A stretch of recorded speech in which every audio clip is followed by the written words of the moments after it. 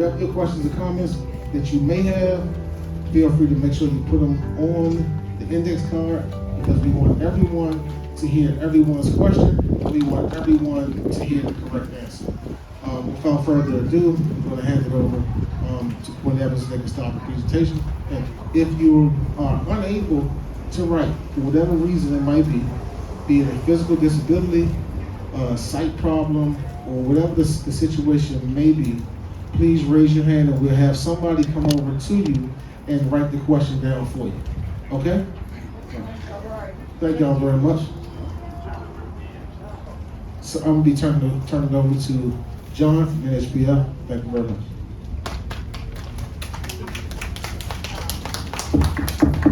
Good evening. Whoa, that's loud. Let me tone it down a little bit. Good evening, Columbia Heights Village. I'm glad that you were all able to come out tonight. I think most of you know me from when we originally acquired the property. Some of what we're going to present tonight will be a repeat of what we've already presented you, but what we wanted to do was give you an update on the plans and on the schedule, and to address some questions that you'll have afterwards. To also, at various points during the architect's presentation, to stop and we'll ask you to give us feedback through those cards on what you think about what you're seeing, whether you like it, whether you dislike it, whether you think that there's something that's been missed, you'd like to see something else, or if, I think that probably covers it, you like it, you dislike it, or you think that there's been something that's been missed and you need more. Before we really get into this too much farther, let me take another step back and say, we did not get interpreters tonight, and I apologize to anybody who needs interpreters. We'll work on making sure that we have interpreters at future meetings. But I wanted to address, can everybody in the back hear me? Okay. So it might get a little loud for everybody up front, but before we really get into the meat of this, showing you where the plans are so far for the renovation, I wanted to address a concern that I have heard that many of you have, that there's a rumor going around that the plan is to empty out Columbia Heights Village, displace people, get rid of the Section 8, and force everybody to move out. That is absolutely not true. I can guarantee you that we have no intention of doing that. Nobody in the ownership does. If by some crazy reason we wanted to, the financing, the Section 8 on this property would prevent that. The NHP Foundation is a nonprofit. You can go to the next slide. The NHP Foundation is a nonprofit that is in the business of maintaining and building affordable housing. So we have no intention of displacing folks. We also are going to assure that during the renovation and after the renovation, the Section 8 contract is maintained. So the benefits that you get now, the rent that you're paying now, the basis for the rent that you're paying now won't change ever while you're here at Columbia Heights Village, and you won't be displaced. You won't be forced to move. Now, there is going to be a temporary move during construction so that we can work on your units, and we'll talk about that later. But I know that there's a rumor and a worry that there's a plan to evict people, to move people out, to cancel the Section 8. That's just not true. In fact, we have prepared the paperwork and have submitted it to HUD to extend the Section 8 for another 20 years. We're having a problem with wind. For another 20 years, which is the maximum that we're allowed to do that. We expect to have that contract renewal in hand by the end of December. So the next time in January, when we come back and do this again with another update, I should be able to tell you that we have that accomplished. And so there's no way that HUD is going to give us a new 20-year Section 8 contract for 406 units and then have us turn around and use the renovation as a way to move people out. So I hope that makes you feel better. If you still have concerns, I understand that. And you know, we could talk about this more, but that it's just not going to happen. So next slide. So will anybody be, we already said this, nobody's going to be permanently displaced. There will be temporary relocation during construction, and I talked about that in those online presentations that we made a few months ago. And we'll talk about that more toward the end. But right now, I want to turn over the microphone to the architect for the project. It's Quinn Evans Architecture. They're a firm here in Washington, D.C. and in Baltimore. They're a big professional firm that knows, that has a great deal of experience in designing and doing renovation work, design in particularly in affordable housing. And so I'm going to turn it over to Gene Veith, who's part of the architectural team. The lead on the team wanted to be here tonight, but he had an injury and he can't put any weight on his legs, so he wasn't able to make it, but Gene is more than capable.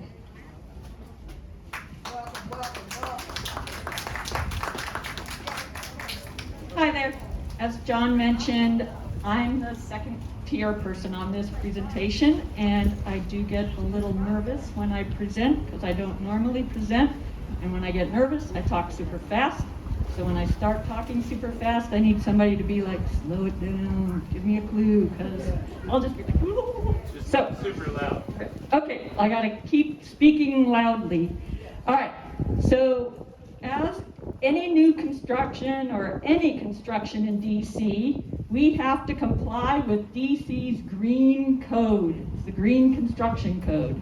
And as part of that, we have to comply with the Enterprise Green Community criteria. And they have 8 categories of sustainable design and energy improvements that we have to comply with. So one of those criteria is integrative design. As part of integrative design, it means that we have to meet with the community, meet with the owner, meet with the mechanical engineer, and we have a sustainability consultant. So those people, we all have to get together on periodic levels and review what the sustainability criteria is. So that's what I'm doing right now. We're going to meet the first step of that criteria. The second criteria is that about location and neighborhood. Construction in DC doesn't want you to build in a forested area or a park, so you can only build in like an urban setting with existing. So we already have that, so we get to check off section 2 of the criteria. The third is the site. It needs to be have like public utilities readily available. It needs to be, I think this one's for close to transit, and this is one of the best sites for that. My gosh, you guys have the best public transportation in any project I've worked on, so this is a great step. So we get to check that one off too. The next one is water. We have to conserve water. That means we're gonna have to have like low flow toilets, low flow faucets, shower, those types of things. So we're going to include those items in the future renovations. Then we have to, reduce energy consumption. So we're going to do that by replacing the mechanical system, replacing some of the appliances, replacing lighting with LED fixtures. So we're going to reduce the energy consumption of the building overall. A big part of that's also going to be we're going to replace the windows. You lose a lot of energy when the air flows through a cracked window, and I know these windows are really difficult to operate, so we should really reduce energy consumption by replacing the windows. The next is materials. So we've got to use materials that have like recycled content, materials that are built locally. So we're going to be specifying some materials. The other item is the healthy living environment. This includes things like providing ADA units. We have to provide like fresh air circulation, so we'll make sure that the bathroom exhaust to the outside, the kitchen exhaust, the mechanical system, so those things will give you fresh air within your unit. There's also, it's not mentioned here, but materials is also indoor air quality. We're required to make sure that any materials that we use have low VOC content. And VOC, that's like volatile oxide, I don't remember what it was. But mainly it means that there's no harsh chemicals in it. That when you, like if you lay down new flooring, sometimes the sealant or the glue for the flooring creates a harsh smell, so we have to use materials that have a low VOC content. And I think that's it for those energy. What is pest management? Oh, pest management is if there are holes or cracks, those have to be sealed, filled with like steel wool if it was like a mouse hole to prevent future mice, and mainly making sure that it's a sealed environment. I just wanted to add that the result of this is that your home should be far more comfortable.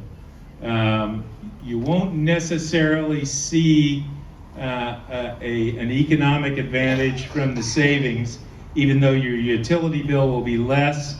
I think that HUD is going to change the utility allowance so that it won't make a difference in the end as far as the savings. So I don't want you to go away thinking, I don't want you to be uninformed and thinking that that will result in a utility savings for you.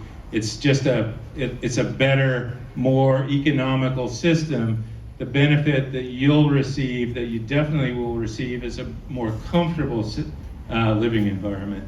And those toxic chemicals are also something that you just don't want in your environment. So how many here care about and are interested in the green requirements? Well, that's good. That's great. That means that you're, I think it means that you're good citizens of the community. All right, so that does it for the green portion.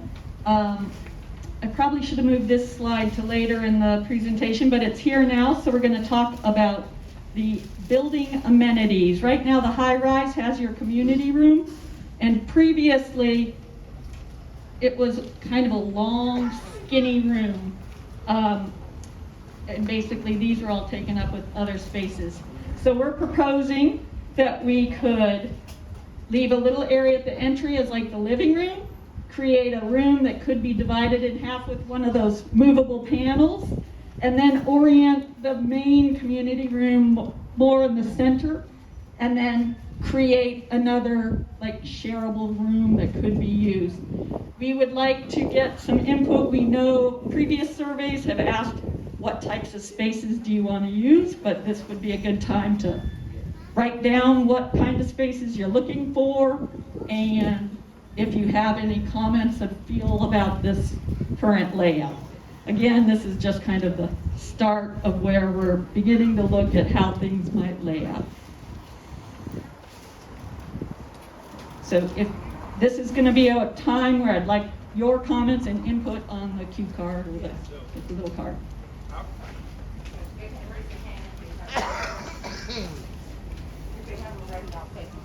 And if you have them ready, then, sorry, pick them up. Miss Cynthia will take it. Yeah. So, Yeah, it's important that if you do have ideas that you'd like for us to know about, either they're ideas, things you'd like to see done, or ideas about things that you think are just, if there's something that is presented you think is a dumb idea, we want to know that. It's important that it gets written down and presented. When we did that series of online meetings, we did a survey, and we compiled all the results of that survey, which we'll give to you later tonight. But that was important to us because it helped inform the ideas that are going into this design. So we want you to write those ideas down, pass them in, so we can keep them as part of a permanent record. all right, so now we're going to move on to the next part, which is the units, what you guys want to see in the units. So let's go back to the other side. So on the previous survey, it showed that the big one was kitchen cabinets. You'd like to see us replace the kitchen cabinets, and kitchen counters were a close second. Another big item was replace the flooring, and down here is replace windows. So we hear you, these other ones aren't far behind, but we're gonna have to prioritize as we go through.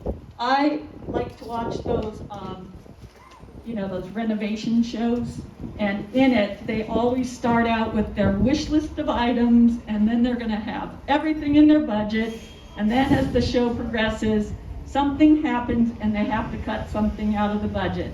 So right now, we're at that wish list planning stage, and we're gonna, say, I want all of this stuff, but when we have to go review the budget, make sure we can afford everything, and some things are probably gonna drop off the list.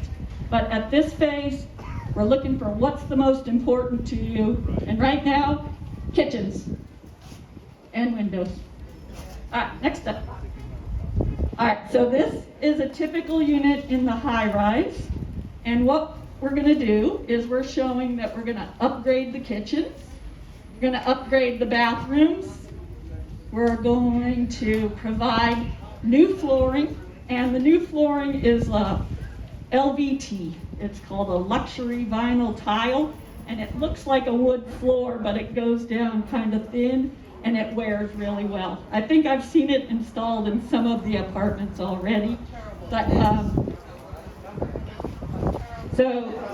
I'm here. So if you think that it's a terrible product, make that a comment, because I actually think it's a pretty good comment. And again, in that show I watched, they're always putting that down. Anyway, so new flooring, kitchen updates, bathroom updates, new windows, new doors, new LED lighting, new HVAC. I'd like to point out that the HVAC closet right now is smaller, and when we're looking at the new HVAC equipment, we're gonna have to make that closet bigger, so it's gonna poke out into your living room potentially. Not sure, because we're looking at a lot of different systems, but as we get through, but it still might create a little space for you to tuck your TV in or something. It's just gonna poke out a little bit. And then new plumbing fixtures, like the hot water heater and toilets we're talking about higher toilets for the high-rise portion. All right, let's go to the garden apartments. In the garden apartments, again, we're just doing like typical. It'll be pretty much the exact same thing. We're looking at new LVT flooring throughout, the kitchen update, the bathroom updates, new windows, new doors, new LED lighting, new HVAC, and new plumbing fixtures. So again, wish list item. I don't want to like get to the end of the construction and everybody's like, but Jane, you said we get to get new bathrooms, and those got cut off the list. So right now, wish list stage. All right, next one. And then these are for the townhomes. There's a lot fewer of those, so unfortunately we didn't get the fancy little rendering, but we are still gonna do the same exact updates. New flooring, kitchen updates, bathroom updates, new windows, new doors, new LED lighting, new HVAC, and new plumbing fixtures. All right, so that's it for the units right now. So again, if you have comments, write them down on one of the cue cards. If there's something, yep, see Miss Cynthia, raise your hand if you need another cue card. And again, we want to hear what you want to see, what you don't like, just thoughts in general about your units.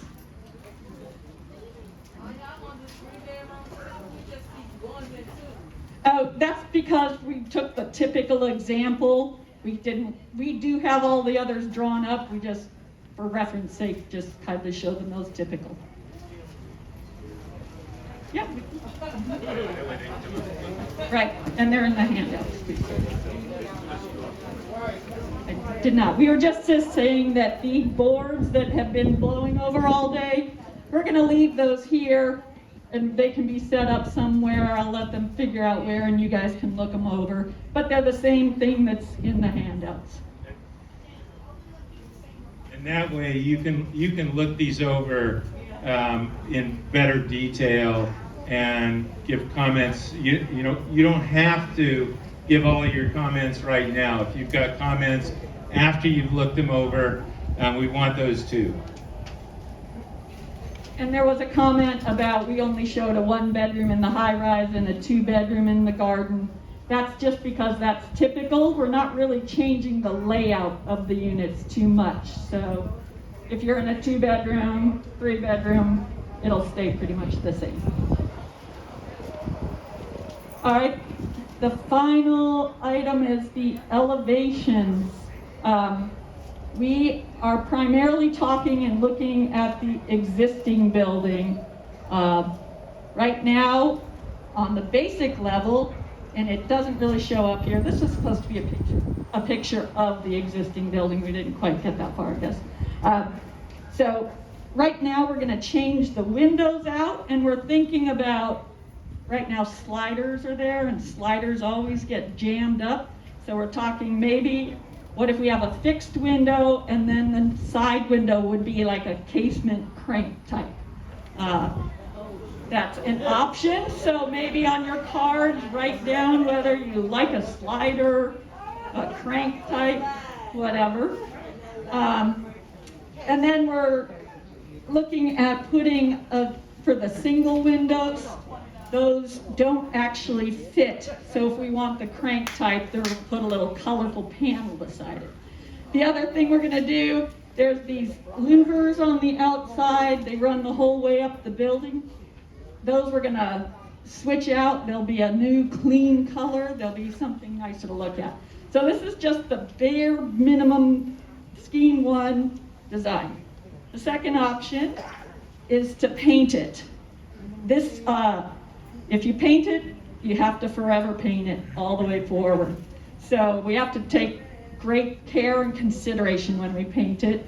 This is an example of another project I worked on where it was brick and they painted it, and it really did improve it a lot. So it is a good option, but it's gonna take a lot of consideration. This is just one, it could be, any one of 100 designs. So that's just one we looked at about you can use different colors of paint. You don't want to get it too light. This is actually washed out. It's not quite that light because then they show dirt after a while. So you don't want to get it too light. And the dark ones can be a little foreboding if it's kind of a big building like this one. So that's something to consider. And if you have any preferences or feelings about that, that would also be something to write down on the card.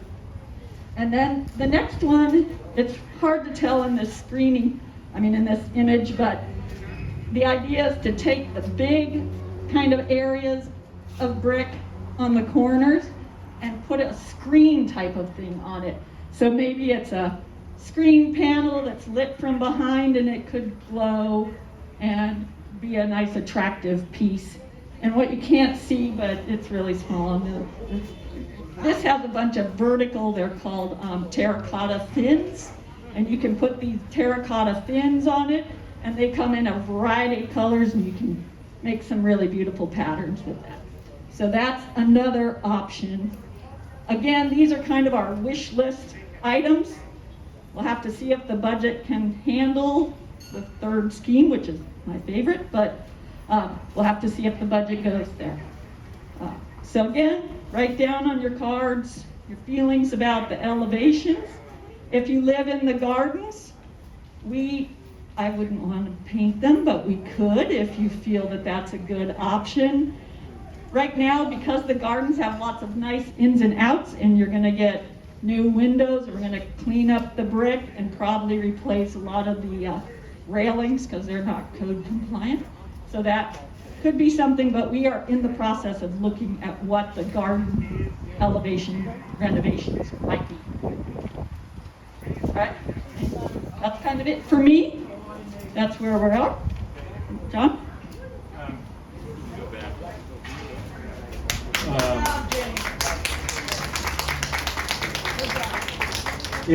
If you've got questions on this presentation that you haven't gotten to Miss Cynthia, please do. I've got a couple that I want to read to you and give you the answers as best we can. The first one is, can we get rid of the popcorn ceiling in the high-rise building?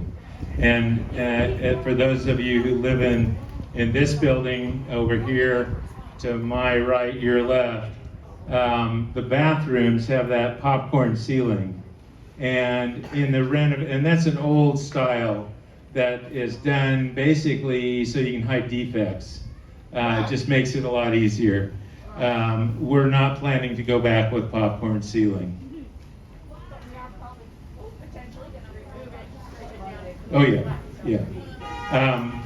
There was when we showed the survey questions, it was interesting.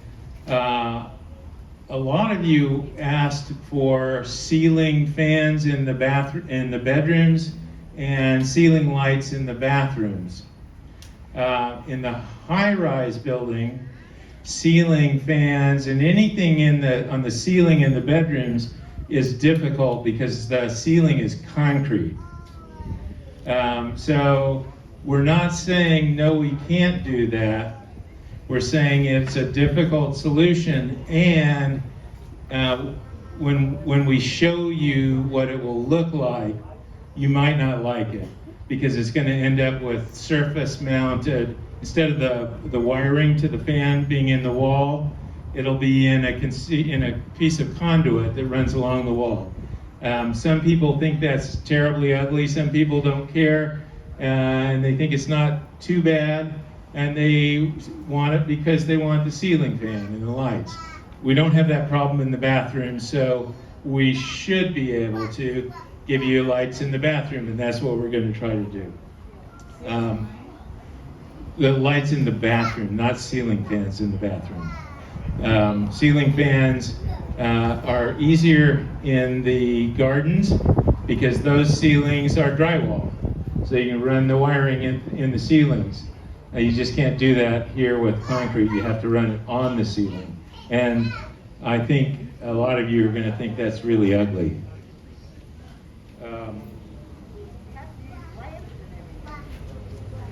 Another question, in the garden apartments, in the garden apartments, the first floors are cement.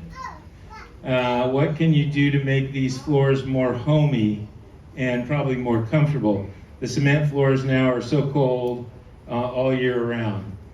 I don't know. I'm going to turn this over to the architect because she's smarter about this stuff than I am.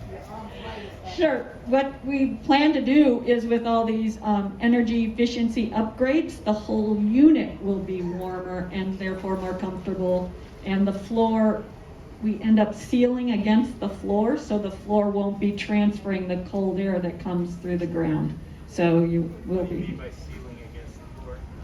We can, you provide like a air sealing, and so no air is leaking in to bring in the cold air and transfer the cold air throughout the unit. So when you've got your heat on, it will heat the concrete floor and keep it warm.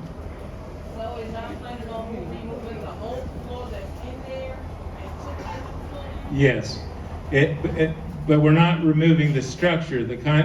You guys probably figured this out. The concrete has to stay, so it will be more comfortable. It'll be warmer because of the energy efficiency, but it's not going to be perfect. It's still going to be a vinyl. What's it called? Luxury vinyl tile that it basically looks like a wood flooring on top of the concrete.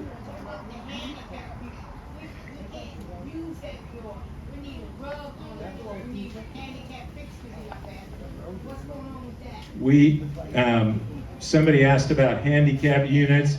Right now, we only have one ADA or handicap unit in the entire property. And no, I understand what you're saying, but we only have one that's truly an ADA compliant unit. There are some that have been, they're called reasonable accommodations are given.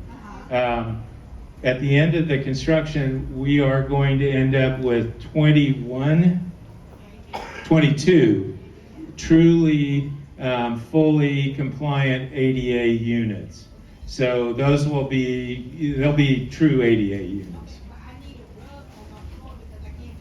I understand that's a real individual matter, and we'll have to, as we get into the construction and we start figuring out where these ADA units are going to be located, we'll also be working with some professionals that'll come in and do an assessment of the needs of the residents, and we'll be doing the best that we can to match people that need an ADA unit up with ADA units. Now, we may end up with more people that need ADA units than we have. So I'm not going to promise that everybody that wants or needs an ADA unit will get a true, fully ADA compliant unit, but they're going to be a lot more than there are now, because right now there's only one. And I should tell you, there's a downside to this. We have to do those ADA units by statute, by law. And the downside is, if you're currently living in a unit that has to be converted to an ADA unit, then you might not like it if you don't need it, because it will be a different unit. So we'll also be working with folks that are in that situation. So I just don't want to leave anybody here with the wrong impression. I want to make sure you know all the facts as we know them. So we'll have a lot more ADA units, which will make people that need those ADA units happy. Hopefully it'll be everyone, but probably it won't be everyone. We probably won't have quite enough, but we'll have a lot more. But there may be some folks who live in a unit that it is converted to an ADA unit that they don't need it, and they aren't going to like it. Now, hopefully we can find somebody who needs the ADA unit and swap. So that's going to take a lot of work, individual work with you all, and that won't happen for, I'm looking for Carlos, won't happen for several months down the road. We have quite a bit of planning to do to figure out the well, I think we are just about ready to know where the location of those units are. But in a future meeting, we'll come back, we'll present to you the location throughout the property of where those units will be. We'll present pictures like these that show you the before and the after, so you can see the changes in those units. Okay, the next question was, can we change the closet doors instead of the organ doors? And by organ doors, those, what are they? Bifold doors is what they're also called. And I see the architect is just going, oh, I hate those bifold doors. We want, so the plan, she's saying they're gone. The plan is to get rid of them, and I think that we're gonna have enough money in the budget to do that. You're right, they're ugly, they break, they're not what you guys need. So the plan is to replace those with regular closet doors.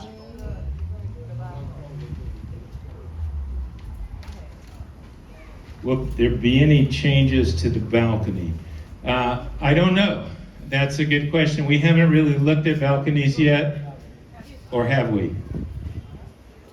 So the balcony railings, the spacing is farther apart than what's allowed by law. So we are looking at either putting a panel in front of those spacing or changing the spacing of them. But yeah, in the garden apartments, those balcony rails are not up to code.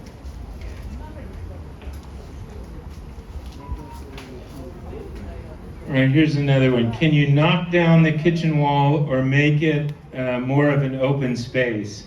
We have not looked at doing that. And the person that wrote that, what size apartment do you live in? Is it a 2-bedroom, 3-bedroom? 3-bedroom.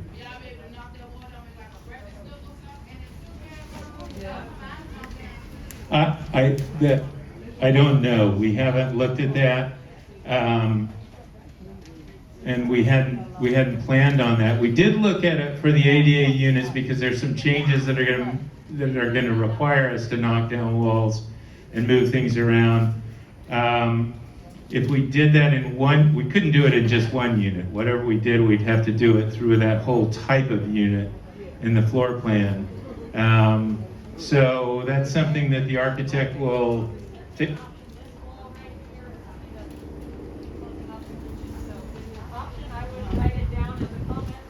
So let me ask you, show of hands, how many here live in a 3-bedroom in the garden units?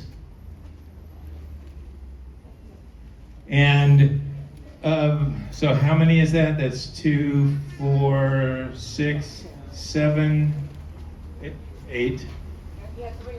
8, 11. How many of you, just by saying yes, would like to see that wall knocked down? Yes. All right. How many of you would like to see the wall kept? No. All right. It's unanimous. We'll take a look at that. You've got that, Gene? Okay.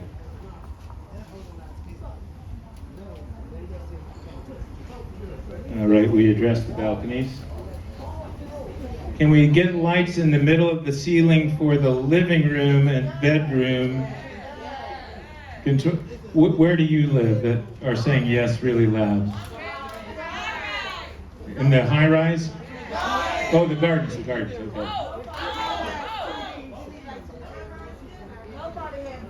Okay. All right, I got it. So, and remember what I said about the high rise. Putting lights on the ceiling and controlled by a wall switch is going to be ugly. Doesn't mean we wouldn't do it if everybody goes, yeah, I want ugly, because I want the darn light. But in the gardens, I think we can do that. We'll include that in the plans, and we'll have it priced up, and we'll let you know. But that seems like something I would want to.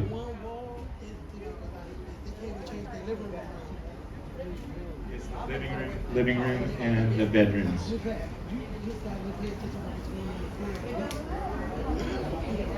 Can you paint the balcony railing? I can tell you without talking to the architect that if the balcony railings are, if that's needed, if they're rusty or whatever, yes, we'll get those painted.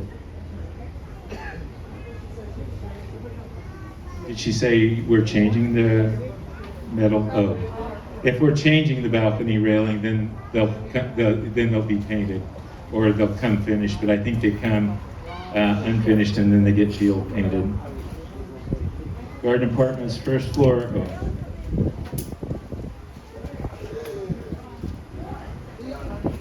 Can you get a walk-in? Can you get a walk-in bathroom with a walk-in tub? I think that that's going to be hard to do, even in the ADA units. I just am being honest with you.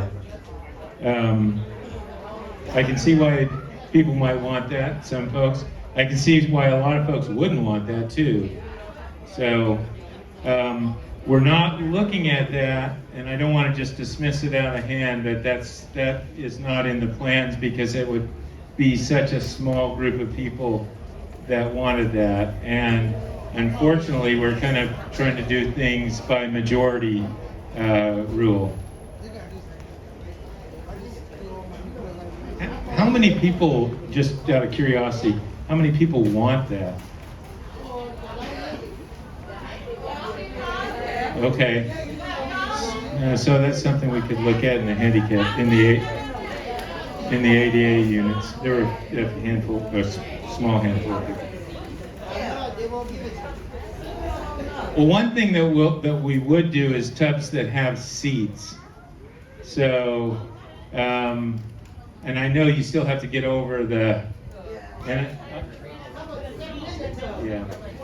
And as somebody who's, I've got problems with my hips, I get that.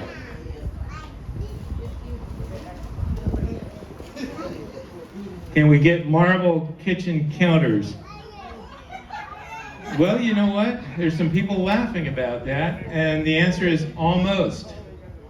Right now we're planning on doing, replacing all of the countertops with what's called a cultured marble countertop. So it is a manufactured product that it's not vinyl or formica, but do you want to explain what it is, and tell me if I'm wrong? Well, they're quartz, which is kind of a crushed stone. Again, these are on the wish list item, but they last much longer. And the quartz is basically a crushed stone that's in a material. The cultured marble ones are bathroom vanity types, and that's that swirly one, and they show burn marks, so they're not good for kitchens. Okay. Well, that's why we have an architect, because I would have put the wrong thing in. Would have looked good for a while. This with the quartz it will look beautiful, and because I've seen those, I just thought their quartz is pretty expensive now, but that's what they're calling for, is these quartz manufactured marble tops, quartz manufactured countertops. In both the kitchens and bathrooms? Okay. That's in the kitchen. The bathrooms would still get the cultured marble because they aren't prone to burning from people putting pots on the countertop. And so here's the next question. Are the entrances to the building changing in the garden apartments? I don't know exactly the answer yet. We are working on new entrances because the doorway and that framing, it all looks old, tired, pretty bad. So I think the answer is yes. We just don't have an example of how they'll change to show to you yet.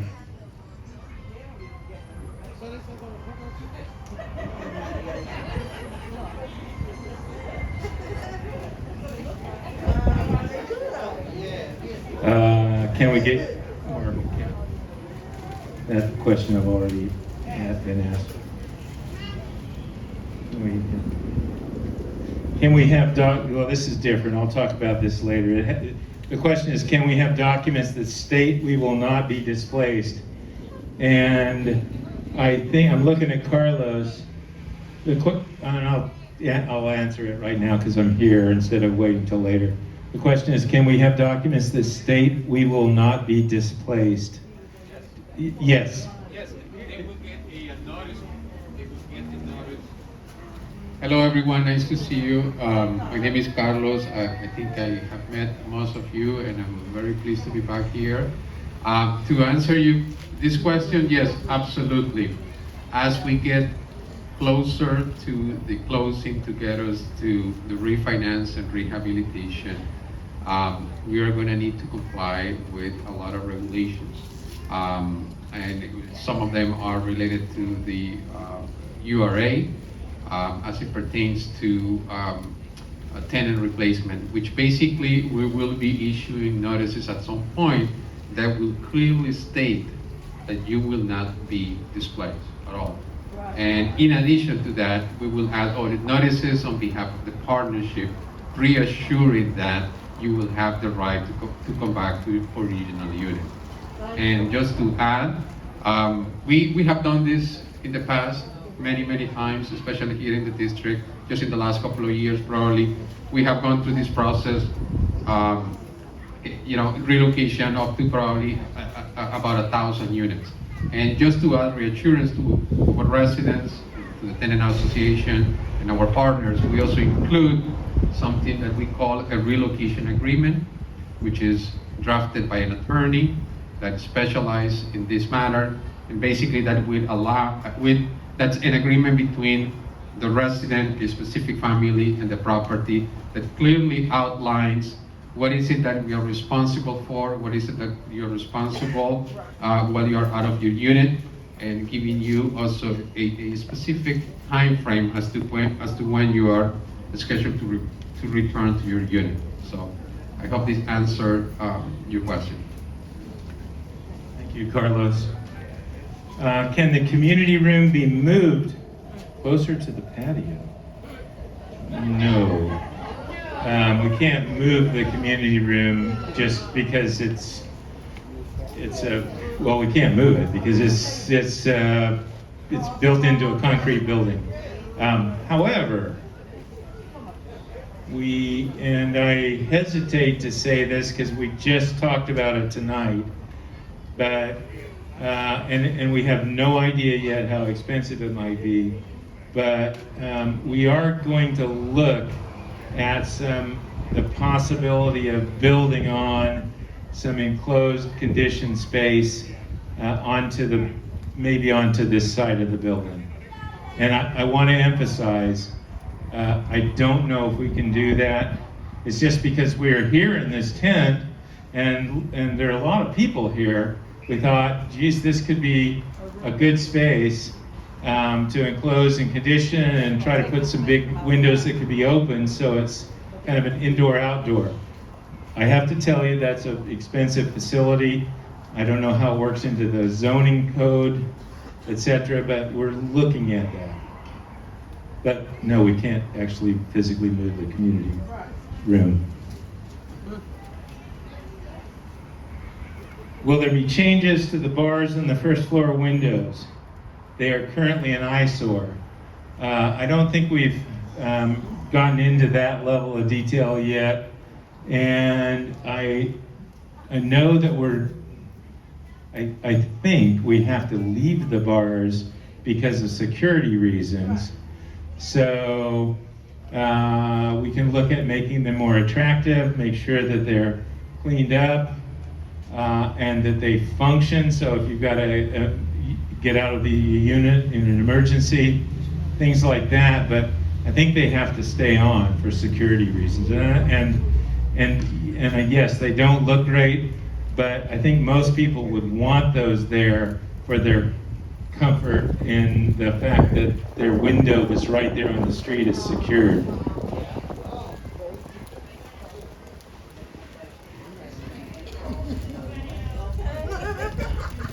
And I'm going to move that question. Can you hold this for later? You have another question for me? Where will we be moving to? Did you see that? Okay. Here's a suggestion that will include track lights instead of basic ceiling fixtures to comply with the saving energy motion lights that automatically turn off. And those wall switches, I don't know under current sustainability requirements if we might be using those anyway. Okay, so they were suggesting that we have motion sensors for the lights, and I think that we might actually have to do that. I don't know yet for the sustainability, the green requirements.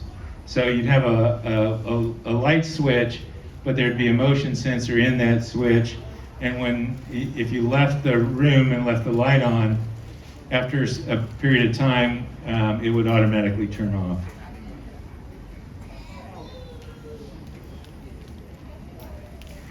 Will we be getting new appliances, and if so, what kind? Well, I don't know what kind, and I do think that because we haven't picked the we haven't specified the type of appliance, but I think we're going to have to at least replace all of the refrigerators with new, up-to-date energy, high energy efficiency refrigerators. And I know your refrigerators are new, or at least relatively new.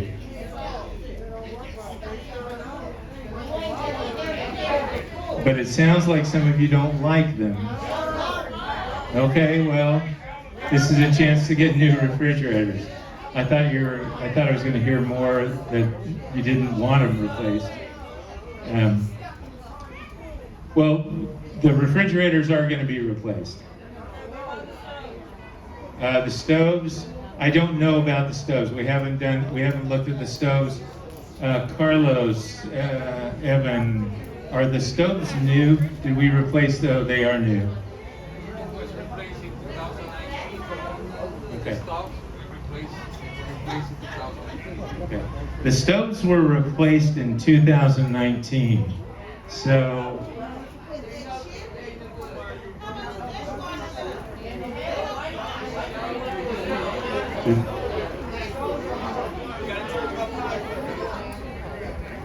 okay.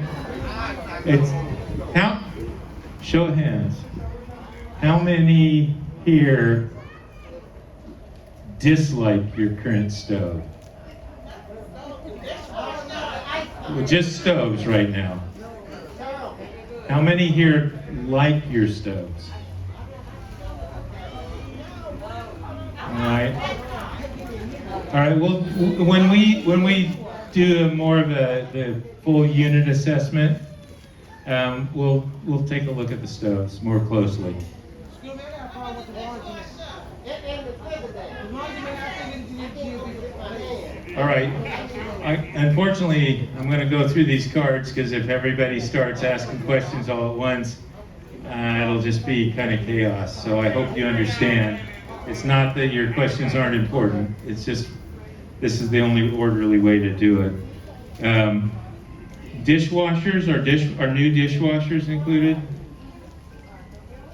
Okay. I'm not sure on the. Do you have dishwashers?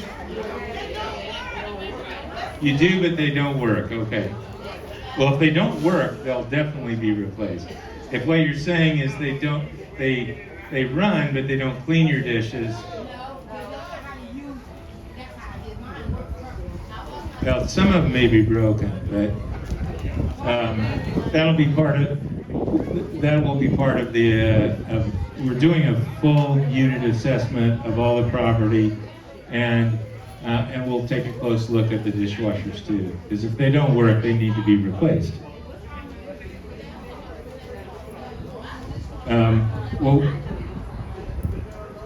Will there be changes to the social room, and will there be a gym? Yes, there will be changes. the architect G&V went over some of those changes earlier in the presentation. You can come up afterwards, or we'll try to figure out a place to display these in the property so you can look at them over time. But right here, this board shows the proposed change, a proposed change in the community room, and we do really want you to tell us whether you like it, whether you want different things, what you don't like. The other part of this question is, will there be a gym? And boy, I hear mixed, some people want a gym, some people don't want a gym.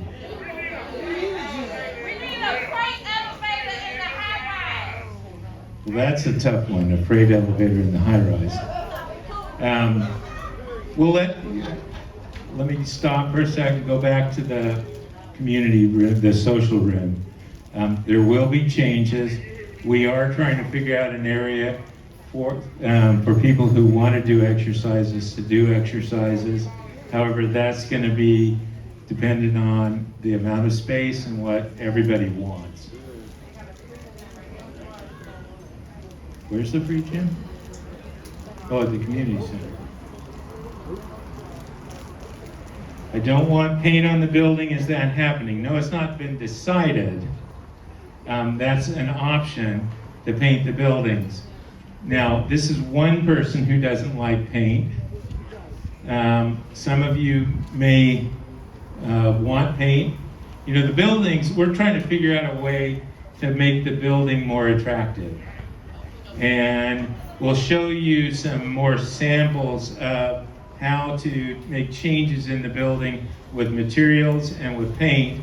I think the architect's preference is to do a mix of paint and some screen type attachments that go onto the building that give it some pop and make it just look more appealing and more modern.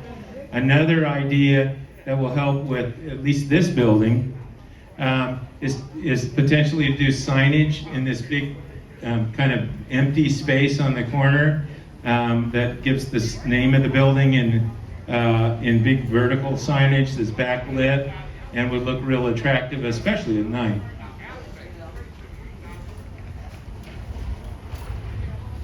So here's another question that everybody's going to want to listen to. And that is, how long will it take to renovate an entire unit? So that's part one. So when I did that series of presentations, thank you, a few months ago, I said it would take from 3 to 4 months. And that's still what we're saying. However, I'll tell you, well, actually what we're saying is it'll take no longer than 3 to 4 months. Because, well, hang on, let me finish this first question. So right now, the contractor that we're working with and is giving us pricing and is helping us figure out the staging of the construction thinks that they can do each phase, which would be, all the units in that phase would be completed in under 3 months. All right.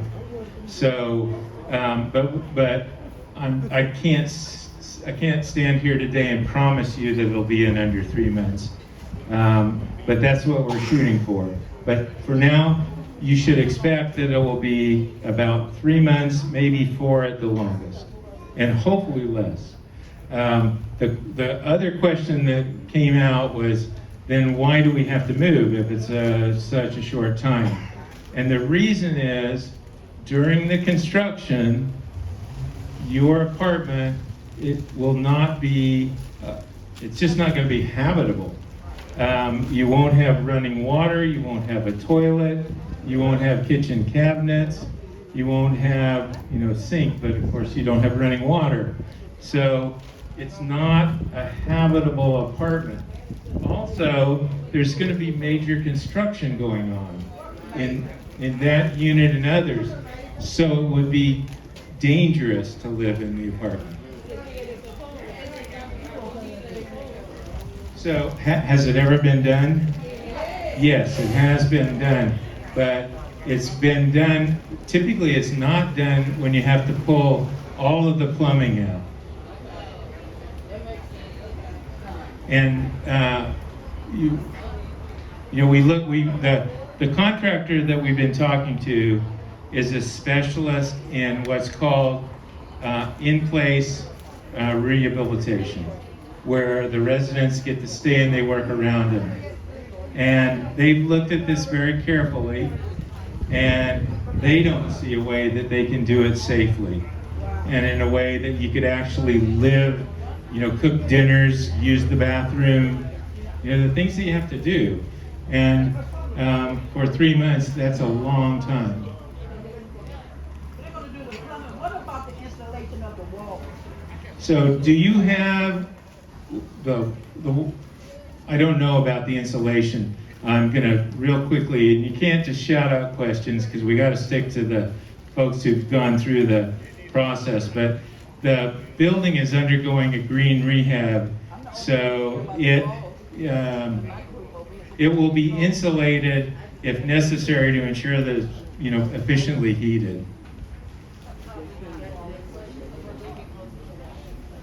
And the architect is saying the specific answers, there probably won't be wall insulation because that's proven, based on our conversation the other day, it's proven not to be particularly effective. The biggest thing that's going to make your walls feel less cold is new windows that are actually sealed properly.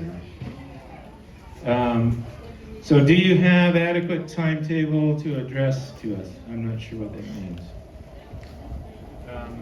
The timetable for the whole construction is about 2 years.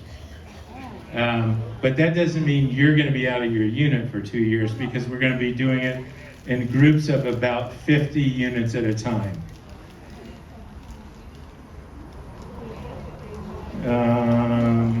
To the 2-bedroom garden apartment. Will the paint be updated? Will the color be updated? And yes, the units will all get new paint. If you're asking what will the color selection be, I don't know that yet. It's going to be probably it will be a neutral color, because if we were to go with some more exciting colors for some people, other people would hate it. And colors are really specific things, so it's going to be, they'll be repainted, but it's going to be a neutral color. And wow, more questions. I have an idea, new closet design. How can residents submit their ideas? Ms. Cynthia, what's the best way for residents there's a resident who wants to submit an idea for a new closet design. Is it CHV Redevelopment at gmail.com? Okay. All right, so if you have ideas or follow-up to this meeting and you want to submit it in writing, you can do so by sending it to CHV Redevelopment at gmail.com. So CHV Redevelopment at gmail.com.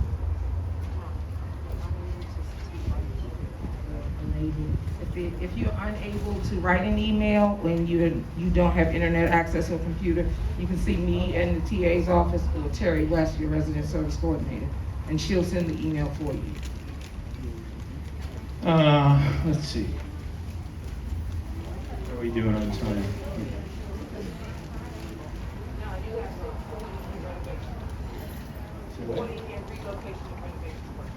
Okay. What do you mean we have the right? Okay.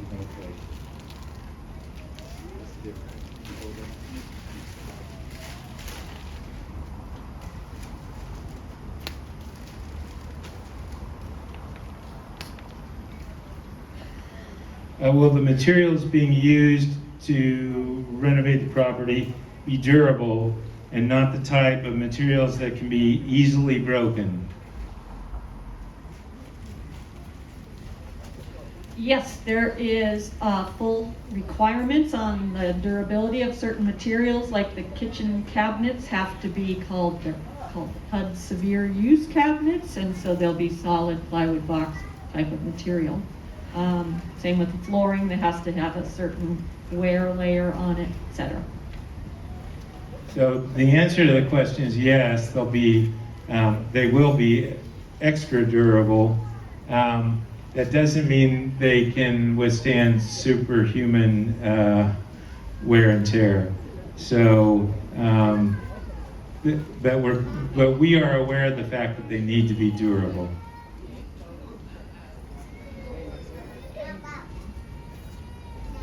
Can we get more washers and dryers in the laundry room? I don't know on that. That's going to be. I'm looking at Carlos, because this ultimately has to do with kind of our existing contract with whoever it is, CoinMac, and the space, but he's saying yes, probably we can. And that's, I think we recognize that's a high priority. Is there something you want to say? No. Okay. I think that's a possible option. Okay. Yes.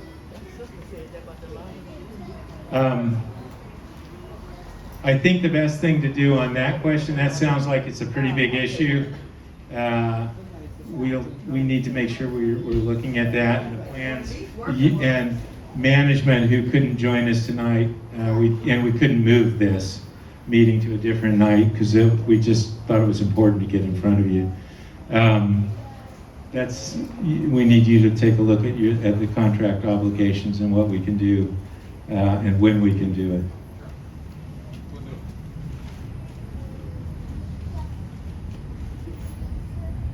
Can we get backsplashes in the kitchens and new square tiles in the bathroom?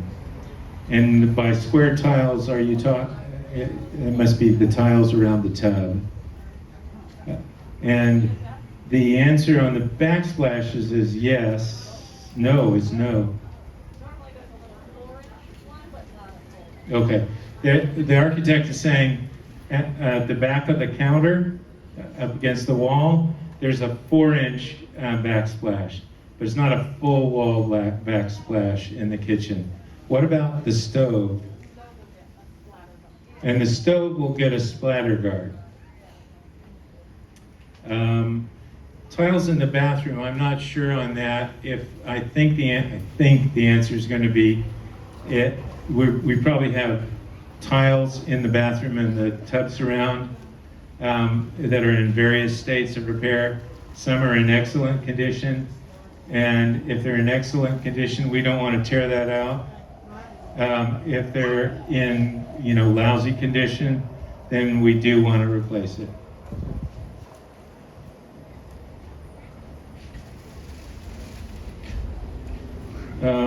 Let's see, with new ADA units, will residents that qualify be moved to a new unit, floor, or building? We kind of talked about this earlier, so I'll go over it again. We're going to have new ADA units. We're going to have people that need ADA units.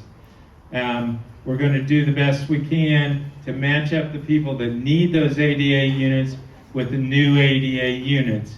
And if you're in a unit that is not ADA or handicapped, some of you might know it, and you want to move into an ADA unit, we're going to try to make that happen. And yes, that would require a move. So, but the challenge is going to be just getting that all coordinated so that we match the ADA units with the people that need it the best. And some people are going to be in an ADA unit that don't need an ADA unit, and they may not want to move out, but they may figure out that they don't like that ADA unit because it's different. It doesn't give them their needs. And in fact, those ADA units lose some things that non-ADA households won't want to lose. So we think that you would want to move, but this is going to be something that's, for some folks, it's going to be stressful, and there's no other way around that. I hope most of you, if not all of you, are going to like that outcome, especially those that need an ADA unit. If you don't need an ADA unit, for the vast majority of you, you'll move out for about 3 months, hopefully a little less, no more than 4 months, and then you'll move right back into your old unit. Now, if your old unit is converted to ADA and you don't need it, that would be an exception. Where if somebody else needs it, we're going to have to try to, make a swap or something to make that work.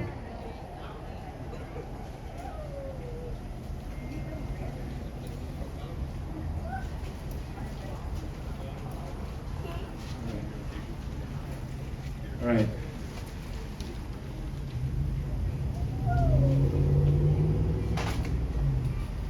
Okay, what's going to happen? What's going to happen with the mold? Okay, what's going to happen with the mold throughout the apartment unit and the plumbing in the walls? Well, the plumbing in the walls is going to be pulled out and replaced with brand new plumbing. So the water problem that you're experiencing from plumbing, that'll be resolved because that plumbing is going to be replaced. And when we did when we brought out an engineer and did the inspections and did the interviews with maintenance and with residents, what we found was about 31% of you said you had water problem issues. Not all related to plumbing, but some were related to windows. And I was kind of surprised. I thought it might be more than that. But 31% is a lot.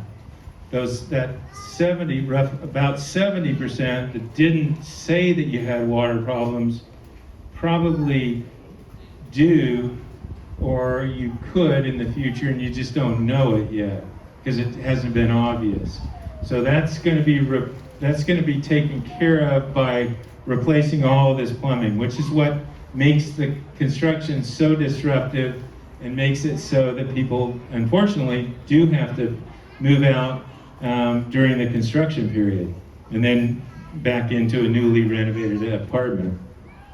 My glasses are fogging up. I'm talking too much. And I thought somebody would say something about hot air. So what's going to happen with mold? And where you actually have mold, and there's, we can see it, I know it'll be remediated.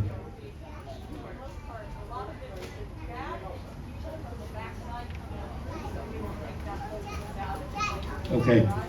If the architect was just saying if the mold is bad, it's going to penetrate the drywall, and the only way to deal with that is to take that whole piece of drywall out, remove it, and replace it with clean new drywall. And then paint over it, yes. Yeah. I think the question was, will you just paint over the mold? And the answer is no.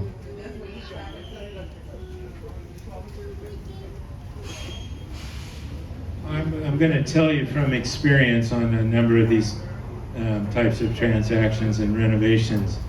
During the construction, there will be areas with mold that are hidden that we miss, and residents come back to us and say, hey, you promised you were going to get rid of the mold. And that'll happen here, and you just have to let us know as we're going. If there's a mold problem in the unit, you move back in and it hasn't been taken care of. But the plan is to remediate the mold and get rid of it. Will cracks in the windows be fixed? Yes, they will. Because the windows will all be replaced with new windows. And the windows should seal much better and prevent air from coming in. cold air in the winter, hot air in the summer.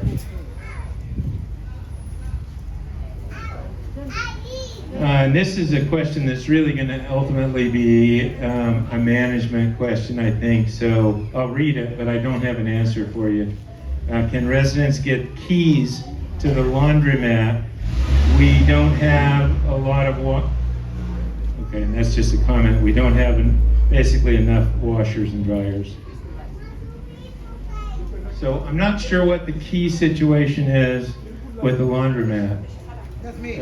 Um, Because we live in a unit and everybody got a wash, and there's not which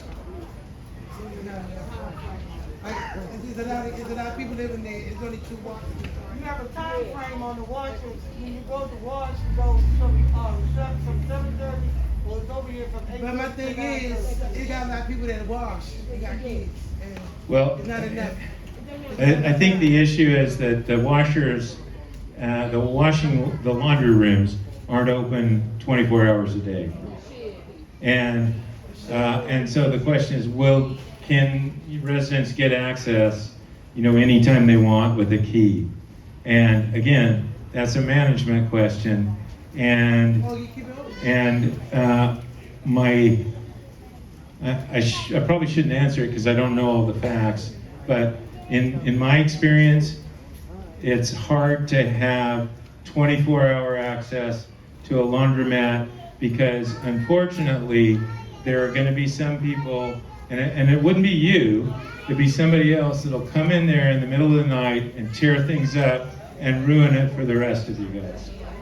So, well, the security guards can't be everywhere all the time. They aren't the answer to everything. Anyway, these are management questions. I want to try to. I don't want to ignore them. They already involved with that, so why not? I don't, like I said, this is a management question. I didn't just ignore it, but this needs to be addressed by management. Yeah. Y'all already put security involved with that anyway, so. Yeah, they already got security guards involved with that anyway, so that's what I'm trying to figure out. Everybody got washed. Oh, here's a question. Why wasn't there enough room under the tent, or why wasn't the tent bigger so that everybody could fit in the tent? And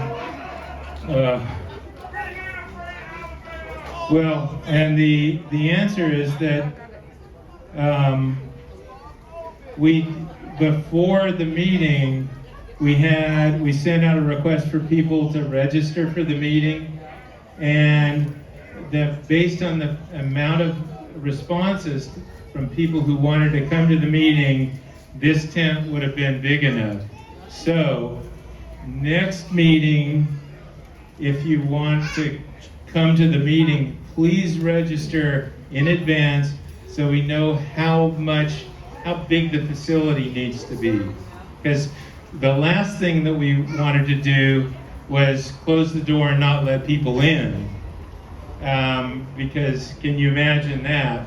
If people thought, we were keeping them out because we're telling secrets or something. So we want to make sure everybody can get in. We just need to know how many people are going to be here. And this was, by the way, this was a great turnout and this is really cool. It's very impressive that so many people came out. So anyway, that don't make sense either. You know it's not residents.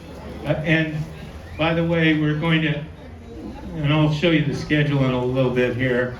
We're planning on having another meeting like this in January, and then another meeting again like this in March, and then and that's to talk and update you on the construction and the renovation.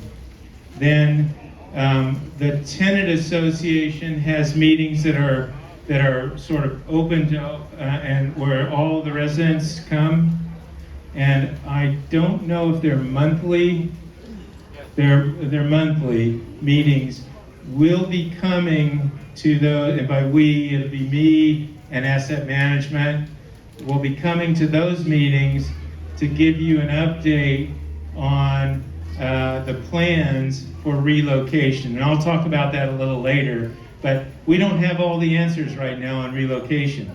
So we're going to need to update you every month as we go.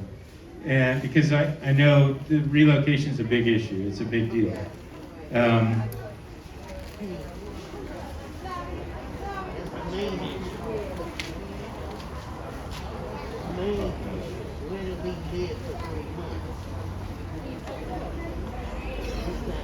Will we get new playgrounds and updated play yards?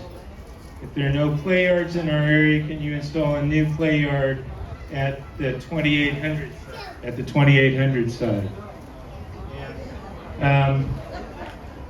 I don't know the answer to those questions yet. I know that if the existing play areas are run down and need to be updated, we'll put that in the plans to update and to renew them. Just so the equipment looks nice, it's inviting, and also so to ensure, that it's compliant with current safety requirements, things like that. As far as adding new play areas, this is going to be taken as part of the planning and the considerations for improving security in the property. Playgrounds are kind of they're a tough thing. Kids need play areas. And unfortunately, play areas can be used for bad things though. And they become a challenge for security. So we've hired a security consultant. The architect has done some interviews with I'm not sure who all, staff and residents, to get a feel for what the security issues are, and we're looking at the way that the physical property can be renovated or changed to improve security. And playgrounds are going to be a part of that consideration, so I don't have the answer for you on that yet.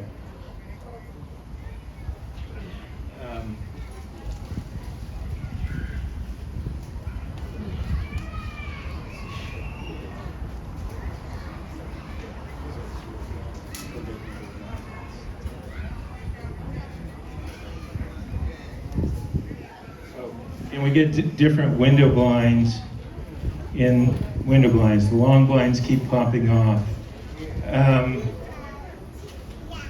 Typically, when we do a renovation, we do an assessment, and if the blinds are in good condition, we don't replace them. If they are in poor condition, or especially if they're in bad condition, but if they're in poor condition, we would replace them. If they're falling down, yeah, they definitely be replaced. And that's probably not the blind as much as it's the way that it's attached. I don't know what kind of plans we specifically have that we will include that. And that sometimes I just don't know if it's going to be 100% replacement or replacement as needed yet.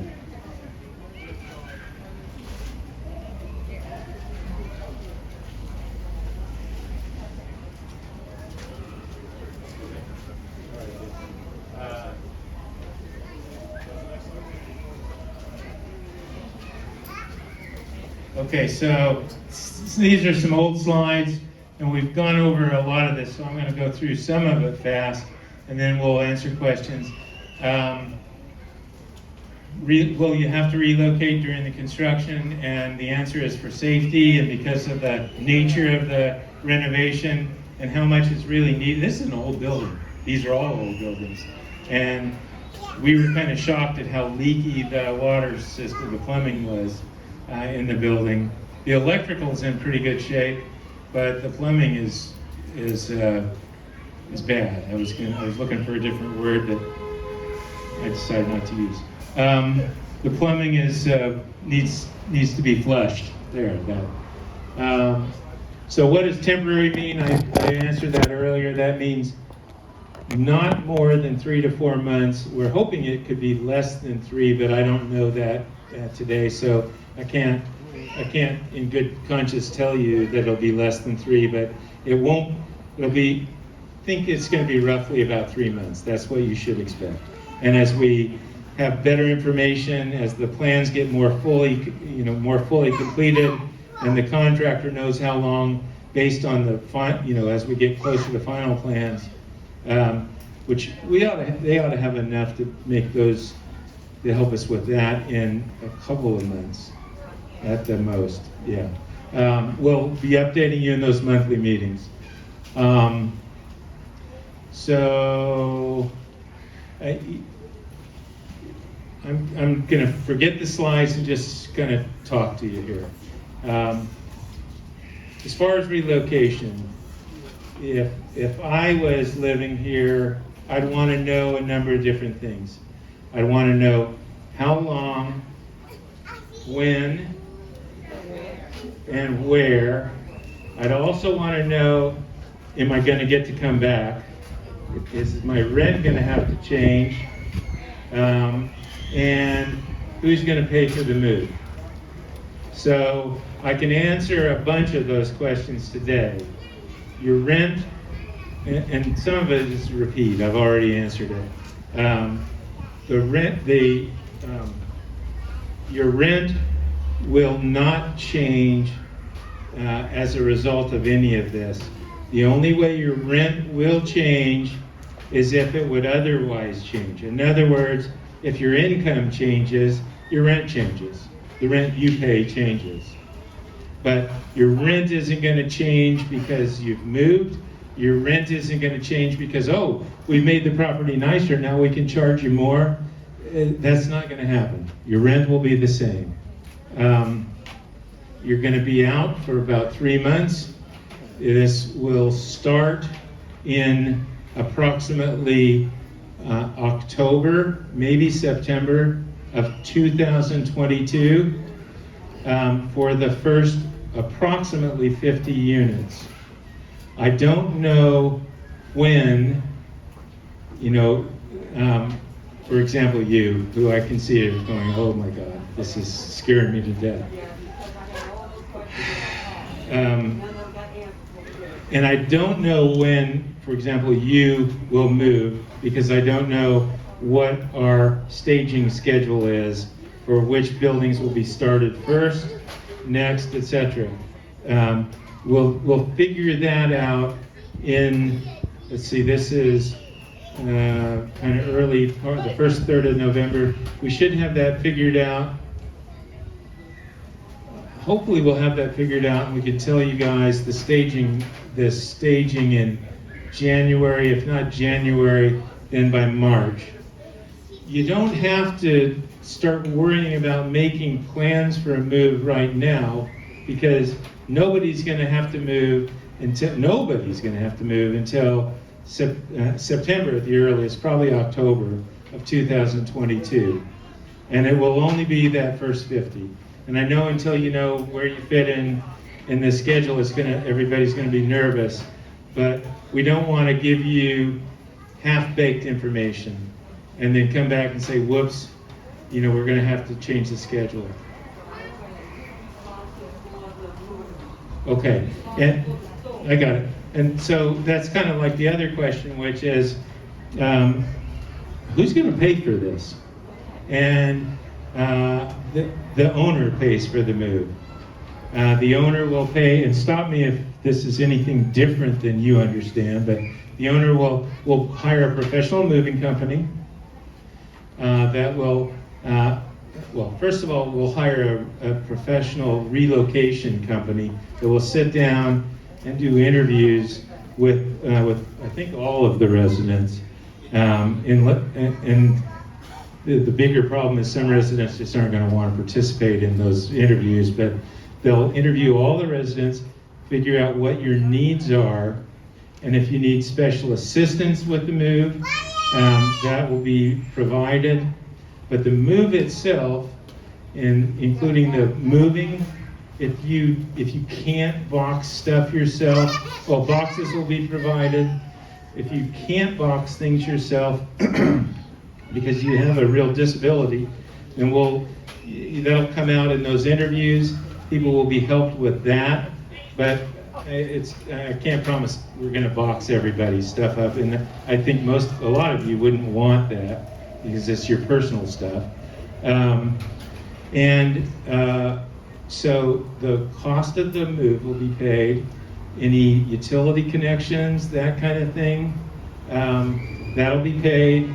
If you get whatever service you had today, we'll make sure that you don't have to pay to get it in the future during that 3-month period.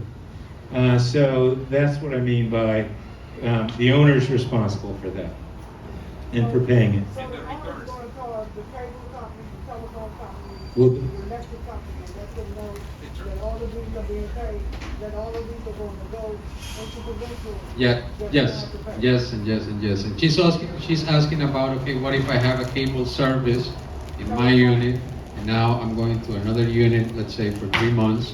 So all I need to do is to call the service provider and tell them, okay, this is the place where I'm going to be temporarily relocated. Then when you get the bill showing the cable transfer fee, or whatever any other fee that you are being invoiced for, you get the invoice, and we're gonna have a professional relocation specialist, probably more than one, because this is a big property, that will be responsible to receive that invoice from you, give it to management, and make sure that you get refunded for that service. So that you will not be out of pocket. Just to add to what John was saying, as it pertains to boxes, material, tape, and all those things that you need to properly, that will help you to properly secure your belongings will be provided to you. And that move cost that John was talking about is round trip. It's when you go to the unit and also when you come back. And that relocation specialist also will be meeting with you months before in advance, because we all want to know what is it that you need, what concerns you have, because we want to make sure that we are giving you as much information as we can and to alleviate your concerns. So. Hang on, I'll get to that, I promise. I think you might have asked, will we make the call to the utility provider for you? No, you'll have to make the call, but it'll be our responsibility. The payment will be our responsibility. For the reimbursement pertaining to the transfer fee, because There are some utility providers or telephonic companies or a cable service provider that they will provide the service to you to transfer the cable from your original unit to a temporary unit in another place, and they're gonna say, Mr. Carlos, we're gonna charge you, I'm just making this up, $75 to transfer that. So that cost will be absorbed by ownership. So you will be receiving a bill from the cable provider showing your monthly payment, say it's $100 a month for the service, plus the $75. So you don't usually pay the $75 on a monthly basis. So you will bring the invoice to us, and we will reimburse you for the $75. But you will have to make a call to the cable provider to make the transfer, because ownership is not on that account. Does that answer your question? I'm just was saying, when you got to send out some papers to let us know what to do to call, when to call. Oh. So that's all I know. We already know about that. I know that you're not gonna call, but I know that we would have to get the call. So that we let them know that we're being transferred out of So is that good? I mean, you understand? Okay. What I meant was really, was your question answered? Okay. So the big question, where are you gonna move me in this 3-month period?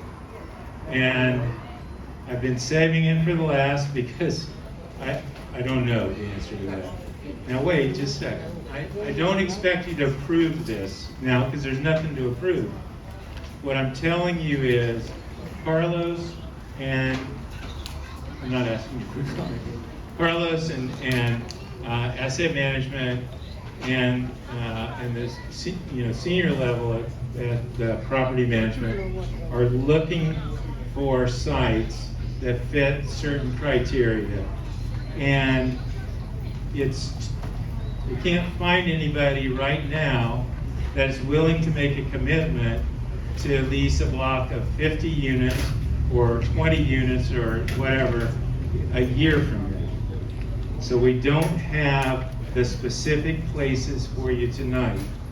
That's one of the reasons that we'll come back every month and give you an update in the regular tenant meetings. Because I know you want to know if this is going to cost you anything, but you also want to know what kind of place are you going to stick me in. And if I was you, I'd be very worried about that. And I'm not telling you you should be worried. I'm just saying I understand that if I was in your position, I'd go, man, I want to know exactly what I'm getting into. And I get that, which is why I'm not saying you got to tell us you like this plan, because we don't have the full plan yet. And it's just the environment. We can't go out that far and get lease commitments this far in advance. So I can't tell you that yet. But we're definitely working on it, and the criteria is close by. And I've heard people say, can you guarantee that we won't move you to Southeast? That's a big concern. And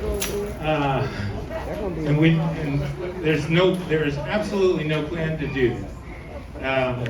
So we want to keep you close, because this is where you know where the transportation is, you know where the grocery stores are, you know where the services are, doctors, etc., schools. So that's our marching orders, to find good sites that are close by. During that relocation, you will continue. I think this is the way it's going to work. You'll continue to pay your rent to Columbia Heights Village. We'll pay the rent to the new place, because there's a good chance it's going to be more expensive than here, so you're not going to have to pay for that. But unfortunately, I can't tell you you're going into ABC building, and that's 2 blocks or 3 blocks away from here, because we don't have that today. We haven't been able to get those commitments. But that's what we're working on. I reckon if I was you, I'd say, don't tell me, show me. And I think those are the basic relocation questions. And hey, from the bottom of my heart, thank you for coming out. I appreciate the turnout and the good questions. Oh, and the follow-up questions.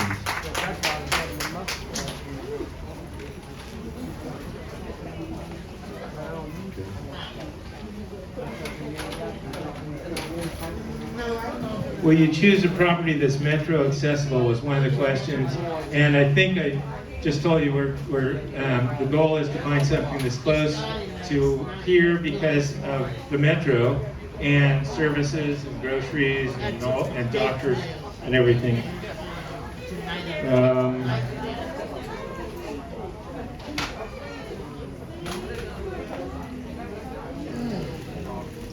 Well, there's a question. What will happen to those who choose not to come back? Will there be choices if they don't come back? I've never had anybody ask that question. If you choose not to come back, that's just, there won't be, then you're a free agent, you're on your own, is the best way to put it. And we won't be trying to help you find something new. But you're free to, obviously free to leave. And then the other one is, will everyone leave at the same time? And no, it'll be about 50 units at a time, every 3 months.